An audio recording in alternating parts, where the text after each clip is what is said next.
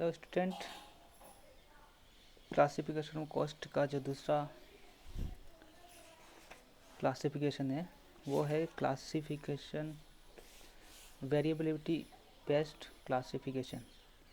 जब variability based classification होता है तो इस सिचुएशन के अंतर्गत हम कॉस्ट को 3 भागों के अंतर्गत डिवाइड करते हैं, जिसके अंतर्गत जो पहला है वो है वेरिएबल कॉस्ट यानी कि परिवर्तनशील लागत, दूसरा है फिक्स्ड कॉस्ट और तीसरा है सेमी वेरिएबल कॉस्ट। पहला होता है वो पूर्णतः परिवर्तनशील होता है, दूसरा होता है वो पूरे तरह से स्थायी होता है और तीसरा होता है वो आधा तो फिक्स होता है आधा वेरिएबल होता है। तो वेरिएबिलिटी के अकॉर्डिंग जब हम कॉस्ट का क्लासिफिकेशन करते हैं तो 3 भागों में करते हैं और उसके अंदर जो पहला है वो वेरिएबल कॉस्ट है, परिवर्तनशील लागत है। तो सबसे पहले तो ये समझना अनिवार्य है कि जो वेरिएबल कॉस्ट होती है हम किसको बोलते हैं, क्या कहा जाता है, किसको कहा जाता है। तो लागत का वह भाग जो उत्पादन की मात्रा में वृद्धि या कमी के फलस्वरूप उसी अनुपात में घटता बढ़ता रहता है, तो उसे परिवर्तनशील लागत कहा जाता है।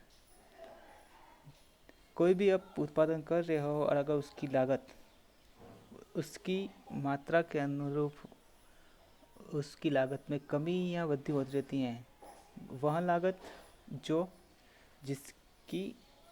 जिसका संबंध क्वांटिटी ऑफ प्रोडक्शन से होता है। यदि क्वांटिटी ऑफ प्रोडक्शन अगर इंक्रीज होता है तो कॉस्ट भी बढ़ जाएगी, अगर डिक्रीज होता है तो कॉस्ट भी घट जाती है। तो ऐसी अवस्था में जो आपकी कॉस्ट आ रही है उसको आप बोलेंगे परिवर्तनशील लागत बोलेंगे, वेरिएबल कॉस्ट बोलेंगे। दूसरा, इसके अंतर्गत सामान्यतः कौन कौन सी चीज़ें यानी कि कौन कौन सी सामग्री को हम सामान्यतः परिवर्तनशील, यदि आपके पास में कोई स्पष्ट रूप से कोई निर्देश नहीं हो तो जितनी भी कॉस्टें हैं, डायरेक्ट कॉस्ट, डायरेक्ट एक्सपेंसेस जो भी हो रहे हैं, चाहे वो डायरेक्ट मटेरियल हो, चाहे डायरेक्ट लेबर हो या डायरेक्ट एक्सपेंसेस हो, वो सब किस में आएंगे, वेरिएबल कॉस्ट में ही माना जाएगा, उसको ही हम सम्मिलित करते हैं। अब नेक्स्ट चीज़ है, अब मैंने बताया डायरेक्ट मटेरियल, डायरेक्ट लेबर और डायरेक्ट एक्सपेंसेस। उसके बाद में जो वेरिएबल ओवरहेड्स होते हैं यानी कि वेरिएबल ओवरहेड्स उसके अंतर्गत जैसे कि कंज्यूमर स्टोर्स, पावर, फ्यूल, ये जो आपको एग्जांपल बता रहा हूँ मैं, एक तो कंज्यूमेबल स्टोर यानी कि उपभोग योग्य सामग्री, पावर और फ्यूल ईंधन, अगर ये तीनों चीज़ें हैं वो क्या है, एकदम फुली वेरिएबल है। अगर आप किसी चीज़ का प्रोडक्शन कर रहे हो तो अगर आप उसमें कंज्यूमर स्टोर यानी कि रॉ मटेरियल आप इनपुट करोगे तभी आउटपुट भी लेगा, तो वो क्या हुआ, आप जितना प्रोडक्शन करना चाहते हो उतना आपको रॉ मटेरियल इनपुट करना पड़ेगा, तो वो होगी वेरिएबल। उसी प्रकार से पावर, जितना आपको प्रोडक्शन करना उतना पावर आपको बढ़ाना पड़ेगा, कम करोगे तो पावर कम करना पड़ेगा। उसके बाद में फ्यूल का भी उसी तरह से, जितना आप फैक्ट्री के अंदर काम करो, मशीनरी यूज़ हो रहा है, मशीनरी के अंतर्गत फ्यूल का इस्तेमाल किया जाता है, तो वो फ्यूल है वो जितना प्रोडक्शन ज़्यादा करोगे उतना ज़्यादा कंज्यूम होगा और जितना कम करोगे उतना कम कंज्यूम होगा। तो इन सब लागतों तो हम क्या बोलेंगे, वेरिएबल कॉस्ट। तो ऐसी सभी कॉस्ट जिनका रिलेशन प्रोडक्शन ऑफ क्वान्टिटी से होता है उनको हम क्या बोलेंगे, वेरिएबल कॉस्ट बोलते हैं। जैसे ही प्रोडक्शन क्वांटिटी इंक्रीज होती है तो वेरिएबल कॉस्ट भी इंक्रीज हो जाएगी, जैसे ही प्रोडक्शन क्वांटिटी कम होती है तो वेरिएबल कॉस्ट भी डिक्रीज हो जाएगी, कम हो जाएगी। तो ये था आपका परिवर्तनशील लागत। उसके बाद में है दूसरा आपका फिक्स कॉस्ट, स्थायी लागत। तो किसी भी कुल लागत के अंतर्गत हमने पहले तो देखा था, जब हमने classification on the basis of element देखा था, उसके अंतर्गत जो प्राइम कॉस्ट आ रही थी, जो मूल लागत हो रहा था, वो डायरेक्ट मटेरियल, डायरेक्ट लेबर और डायरेक्ट एक्सपेंस होता है, टोटल कॉस्ट इन सबको मिलाकर इन सब की होती थी। अब उसके बाद में अब नेक्स्ट जो आपका जो क्लासिफिकेशन का पार्ट है वो है आपका वेरिएबिलिटी। वेरिएबिलिटी के अंतर्गत पहला था वेरिएबल कॉस्ट और दूसरा है फिक्स कॉस्ट। तो वेरिएबल तो जो प्रोडक्शन क्वान्टिटी से रिलेटेड था, अब दूसरा है वो फिक्स कॉस्ट है। इसका तात्पर्य समझ लीजिएगा। सबसे पहले तो अस्थायी लागत से तात्पर्य उन लागतों से हैं जो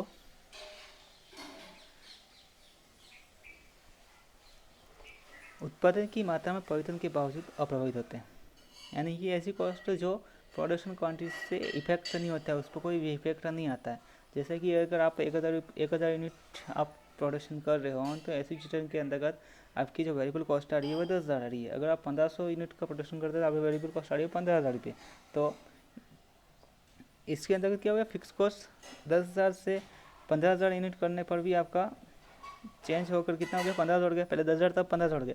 लेकिन अगर आप 10,000 यूनिट का प्रोडक्शन कर रहे हो तो ऐसी सिचुएशन के अंतर्गत भी आपकी फिक्स कॉस्ट 5,000 रुपये हैं। अगर आप 15,000 यूनिट का उत्पादन करते हो तो ऐसी सिचुएशन के अंतर्गत भी आपकी जो फिक्स कॉस्ट है वो 5,000 रुपये होगी। तो ऐसी कॉस्ट जो प्रोडक्शन क्वांटिटी में वेरिएबल यानी कि परिवर्तन होने पर, इंक्रीज या डिक्रीज होने पर भी उनमें कोई इफेक्ट नहीं आता है, तो इन सब कॉस्ट को हम क्या बोलेंगे, फिक्स कॉस्ट बोलेंगे।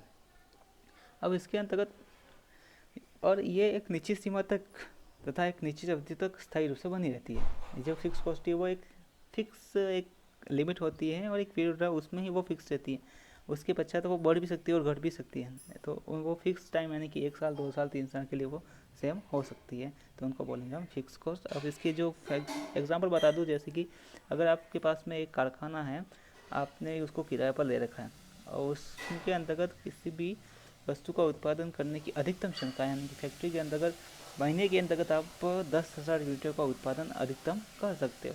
अगर आप 5,000 यूनिट का उत्पादन करोगे तो भी आपको फैक्ट्री का जो रेंट है वही देना है जितना आपका निश्चित हुआ है। अगर आप 2,000 यूनिट का उत्पादन करते हो तो भी आपको वही देना है रेंट। अगर 10,000 यूनिट का उत्पादन करते हो तो भी आपका रेंट वही देना है। तो यानी कि जब तक आपका जो प्रोडक्शन है और जो मंथली है वो आपका आउटपुट जो है वो वही के वही है, लेकिन प्रोडक्शन जो है वही के वही है, लेकिन आपका जो फिक्स प्रोडक्शन है वो चेंज होता रहता है। फिक्स कॉस्ट वही के वही है। आपने बताया मैंने कि मैक्सिमम कैपेसिटी उस फैक्ट्री की है 10,000 यूनिट्स का प्रोडक्शन करना।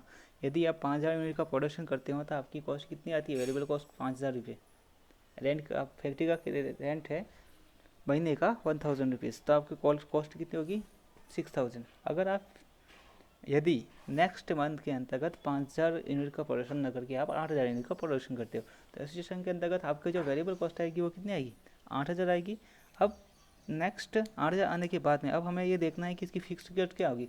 अब फैक्ट्री है उसका रेंट तो पहले 1,000 जैसे डिसाइड है तो 1,000 ही लेगा, अभी तो 1,000 ही लगा, तो आपका टोटल कॉस्ट कितनी होगी 8,000 प्लस 1,000 9,000 रुपये, यानी कि फिक्स कॉस्ट यानी कि ऐसी कॉस्ट जो प्रोडक्शन की क्वांटिटी से रिलेटेड नहीं होती है उनको हम बोलेंगे फिक्स कॉस्ट। तो पहला उदाहरण मैंने बताया कि फैक्ट्री का जो रेंट है तो वो आपके लिए क्या हुआ फिक्स। उसी प्रकार से सैलरी ऑफ मैनेजर, कोई भी मैनेजर होगा वो मंथली सैलरी देता है, चाहे प्रोडक्शन 5,000 हो तो भी उतनी सैलरी लेगा, चाहे 10,000 रुपये हो तो भी वो उतनी ही सैलरी देता है। तो ऐसे सिस्टम के तो जो सैलरी जो होती है मैनेजर की वो भी क्या हुआ फिक्स हुई, उतनी लगेगी। नेक्स्ट बिल्डिंग, उस पर जो डेप्रिसिएशन लग रहा है वो भी फिक्स होगा, चाहे आप उस महीने में इस्तेमाल करो या नहीं करो। उसकी जैसे जैसे सामान्यतः बिल्डिंग की जो वैल्यू होती है वो बढ़ती है इन डेप्रिसिएशन, लेकिन पहले जो होता था उसमें क्या होता था डेप्रिसिएशन होता था। तो डेप्रिसिएशन के अंदर उसको जो डेप्रिसिएशन जो अमाउंट है वो भी क्या होगा फिक्स ही होगा। 10% रेट है 10% लगेगी, 20% है तो 20% ही लगेगी। सॉरी। नेक्स्ट जो आपका एग्जांपल है उसके अंतर्गत है वो इंश्योरेंस बीमा। आपने उस बिल्डिंग का इंश्योरेंस करवा रखा है, मंथली करवा रखा है या सालाना करवा रखा है। अगर सालाना करवा रखा है तो भी पूरे साल का एक जैसा ही लगेगा, उसमें कोई परिवर्तन नहीं आएगा, वो फिक्स रहेगी। चाहे आप 10,000 यूनिट के अंदर पहले 5,000 पहले 6 महीनों में हर महीने 5,000 यूनिट का प्रोडक्शन किया और बाद वाले में 6,000 यूनिट का 8,000 9,000 इस तरह से अलग अलग महीनों में अलग अलग अगर उत्पादन किया तो उससे इंश्योरेंस प्रीमियम पर कोई इफेक्ट नहीं आएगा। जो आपका इंश्योरेंस करवा रखा उतनी उसकी इंटरेस्ट उसका इंश्योरेंस प्रीमियम लगेगा। नेक्स्ट इंटरेस्ट ऑन कैपिटल, यदि आपकी कॉस्ट में इंटरेस्ट जो कैपिटल का है वो अगर इंक्लूड करना चाहते हैं तो भी वो फिक्स रहेगा, क्योंकि जब आपने कैपिटल किसी से बोरो की है तो उस पर एक फिक्स रेट होगी कि 10% पर एन्यूम 12% पर एन्यूम 18% पर एन्यूम, तो उसके अकॉर्डिंग वो उतना ही लगेगा। वो अगर आपकी क्वांटिटी में परिवर्तन प्रोडक्शन क्वांटिटी में परिवर्तन होता है तो उसकी रेट में कोई चेंजेस नहीं आते हैं। तो ऐसे सब लागतों को हम क्या बोलेंगे फिक्स कॉस्ट, यानी कि एक जो फिक्स कॉस्ट होती है वो प्रोडक्शन की क्वांटिटी पर डिपेंड नहीं करती है पहली बात, यानी कि कितना भी फिक्स कॉस्ट प्रोडक्शन क्वांटिटी पे कितने भी चेंजेस आ जाए लेकिन उसकी फिक्स कॉस्ट वही रहेगी। दूसरी चीज़ ये होता है कि जो फिक्स होती है वो फिक्स कॉस्ट होती है वो एक लिमिट, एक फिक्स लिमिट होती है, उस तक ही सर्टेन लिमिट होती है, उस तक ही वो फिक्स रहती है, उसके बाद में उसमें चेंजेस आ सकते हैं। जैसे कि माना कि हम कभी किराए पर जाते हैं किराए पर रहने के लिए कि तो वो बोलता है कि 5 साल तक तो मैं आपके पास में ये किराया लूँगा और उसके बाद मैं इतना इसमें वृद्धि करूँगा, या फिर 1 साल तक कितना लूँगा नेक्स्ट साल में आपका 10% किराए में वृद्धि करूँगा। तो उस तरह से ये वृद्धि जो होती है तो 1 साल तक तो फिक्स है, उसके बाद नेक्स्ट ईयर फिर से उसमें चेंजेस आएगी, तो नेक्स्ट ईयर में नेक्स्ट ईयर की बात चलेगी। तो इस सिचुएशन के अंदर एक पीरियड, टाइम पीरियड और टाइम लिमिट तक ही वो फिक्स रहती है। तो ये था आपका फिक्स कॉस्ट। नेक्स्ट उसके बाद में है सेमी वेरिएबल या सेमी फिक्स कॉस्ट। अर्ध प्रत्यक्ष लागत को या तो सेमी वेरिएबल कॉस्ट या सेमी फिक्स कॉस्ट भी बोलते हैं। तो आपने वेरिएबल और फिक्स को समझ लिया है, तो इन दोनों का जो मिक्स पार्ट है वो क्या कहलाएगा? आपका सेमी वेरिएबल कॉस्ट। तो सबसे पहले हम इसको समझ लेते हैं कि जो सेमी वेरिएबल कॉस्ट कहलाती क्या। तो वह लागतें जो उत्पादन की एक निश्चित सीमा तक तो अस्थायी रहती है, उसके आगे घटती बढ़ती भी हो, अर्थात जिसका आंशिक रूप से एक भाग उत्पादन की मात्रा के साथ तथा दूसरा भाग समयावधि के साथ परिवर्तित होता है, वह अर्ध परिवर्तनशील लागत कहलाती है। देखो, पहला तो था वेरिएबल कॉस्ट था और दूसरा था फिक्स कॉस्ट था। अब हो गए सेमी वेरिएबल। तो वेरिएबल के अंतर्गत क्या था? वेरिएबल कॉस्ट है वो प्रोडक्शन की क्वांटिटी पर डिपेंड करता है। फिक्स कॉस्ट है वो टाइम पीरियड पर डिपेंड करता है। तो जो आपका सेमी वेरिएबल कॉस्ट है वो दोनों पर डिपेंड करेगा।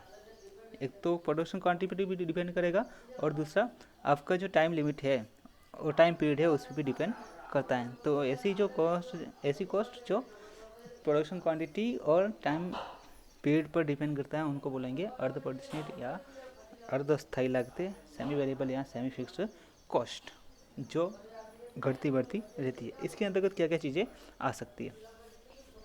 तो सबसे पहला जो है वो है भवन या प्लांट के सामान्य रखरखाव की लागत। आपके पास में भवन या प्लांट हैं तो उसके सामान्य रखरखाव की लागत में परिवर्तन हो सकता है। जैसे कि कोई आपके पास में प्लांट है तो उसके रखरखाव की लागत किस प्रकार से होगी? यदि आपका प्लांट लगा रखा है, अगर उस पर प्रोडक्शन चल रहा है तो उस पर जो रखरखाव की जो लागतें होगी वो उसमें परिवर्तन आ सकते हैं। एक निश्चित समय तक तो उसमें इतना ही रहेगा, उसके बाद में वो अगर चालू है तो जो आपको फ्यूल वगैरह सबकी आवश्यकता होगी, लेकिन बंद पड़ा हो तो उसमें उतनी सब चीज़ों की आवश्यकता नहीं होगी। जो फिक्स आपको उस प्लांट के मेंटेनेंस के लिए चाहिए उतना ही उसको उपयोग करना पड़ेगा। उसके बाद में सुपरवाइजर्स का सैलरी, पर्यवेक्षकों का वेतन। यदि आपने साल के अंदर 8 महीने तो का उत्पादन चला है और 4 महीने नहीं चल रहा है, तो जितने महीने नहीं चला उतने महीनों के लिए आपको पर्यवेक्षक, यानी कि अगर मान लिया जाए कि 1000 श्रमिक है तो इस पर इतना सुपरवाइजर लगेंगे, 1000 से ऊपर है तो इतने सुपरवाइजर लगेंगे। तो उनमें जितने परिवर्तन होता है उसके बाद में निश्चित अवस्था के बाद में उसमें परिवर्तन होता है तो उसको पर्यवेक्षकों को अलग अलग सैलरी दी जाती है। उसी प्रकार से सेवा विभागों की मजदूरी, ये सब परिवर्तनशील लागत और परिवर्तनशील लागत और स्थायी लागत दोनों का मिक्स पार्ट है, जिसकी वजह से इसको सेमी वेरिएबल कॉस्ट कहा जाता है। नेक्स्ट अपन आगे देखेंगे क्लासिफिकेशन ऑफ कॉस्ट, वो जो नेक्स्ट वीडियो के अंदर मैं आपको बताऊंगा। धन्यवाद।